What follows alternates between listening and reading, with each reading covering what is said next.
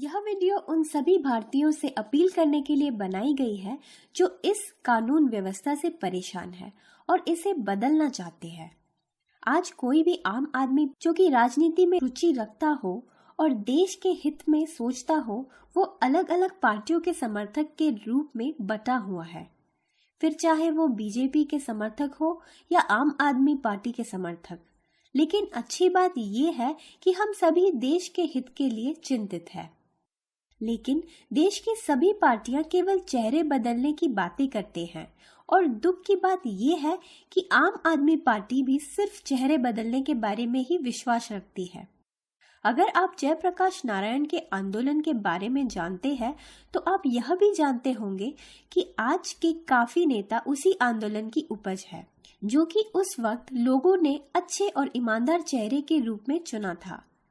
तो यह बात तो तय है कि अगर हम चेहरे भी बदल दे तो भी ईमानदार बने रहने की कोई गारंटी नहीं है।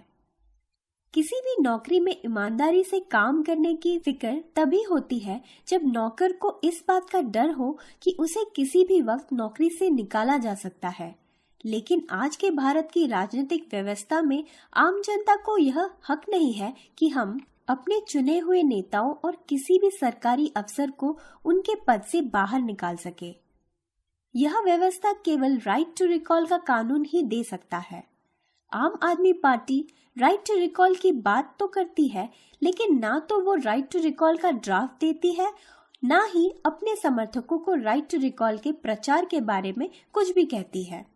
अगर हमें अपने देश में अच्छे कानून लाने हैं तो पहले हमें लोगों को इस बात से अवगत करना होगा कि कौन सी समस्या किस तरह के कानून लाने से सुलझ सकती है।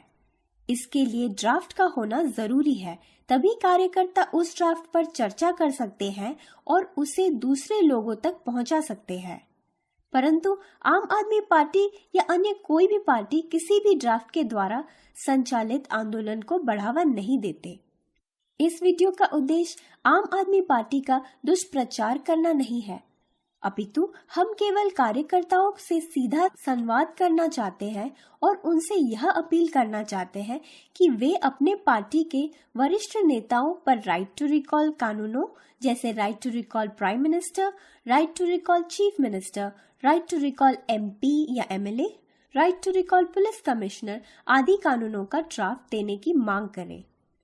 ड्राफ्ट के माध्यम से संचालित आंदोलन ज्यादा कारगर होता है, क्योंकि यह आंदोलन किसी व्यक्ति विशेष पर निर्भर नहीं होता और क्योंकि यह पूरा आंदोलन ड्राफ्ट के माध्यम से हजारों कार्यकर्ता संचालित करते हैं, इसीलिए किसी भी असामाजिक तत्व द्वारा कुछ मुट्ठीभर नेताओं को रिश्वत देने, डराने, धमकाने व मारने से कोई फर्क नहीं पड़ता।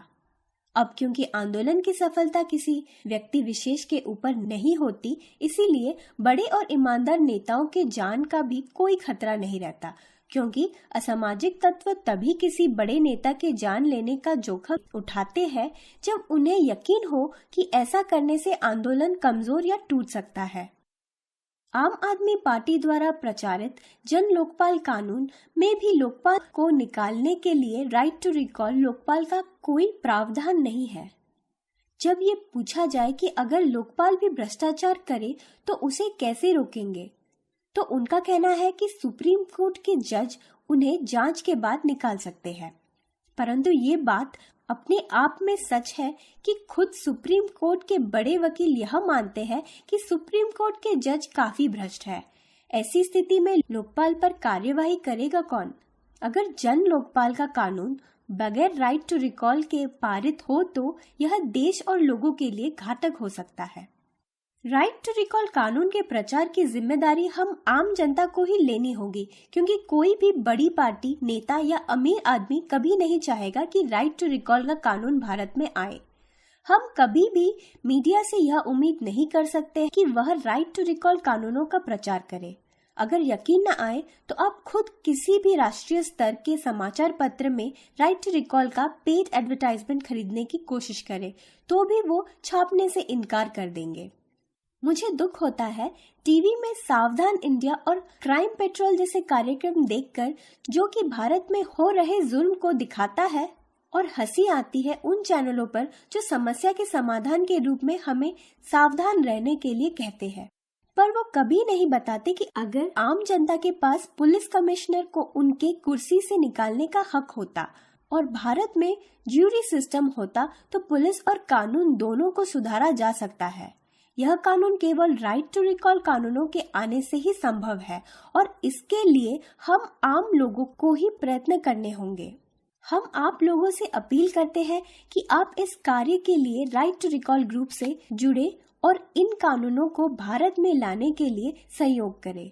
कृपया इस वीडियो को फेसबुक, ईमेल, सीडी बनाकर या अन्य किसी भी तरीके से अधिक शेयर करें।